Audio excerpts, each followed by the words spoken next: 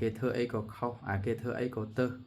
ដល់ពេលឯងត្រូវទាំងអស់គេនឹងខុសរហូតចរិតនិស័យរបស់មនុស្សយើងម្នាក់មានផ្សេងគ្នាទៅតាមឧបនិស្ស័យកុសលផលបុណ្យបើចរិតគេដូចយើងអានោះមិនមែនជាគេជាយើងបាទដែរអញ្ចឹងចរិតនិស័យរបស់មនុស្សយើងម្នាក់មានផ្សេងគ្នា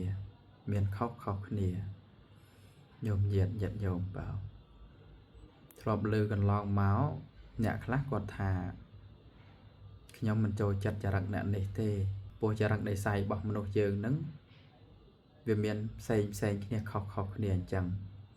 បើចរិតគេដូចយើងអានោះមិនមែនជាគេជាយើងបាទដែរអញ្ចឹងណាបងយ៉ាងណាអញ្ចឹងយើងប្រព្រឹត្តធ្វើអីមួយ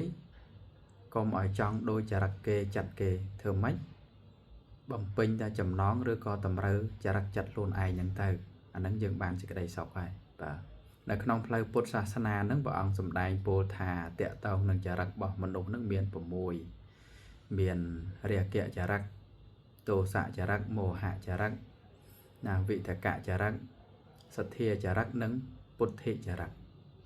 នៅក្នុងចរិតទាំង6ហ្នឹងអាត្មាមិនអធិប្បាយទាំងអស់ទេអាត្មាលើកតែមួយមកលើកពីទោសៈចរិតហ្នឹងមនុស្សខ្លះ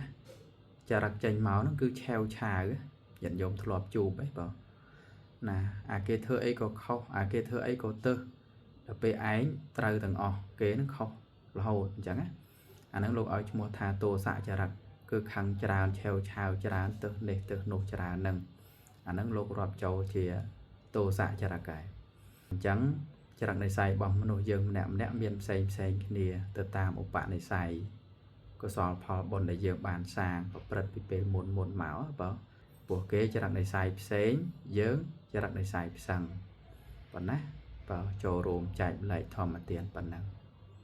អនុមោទនា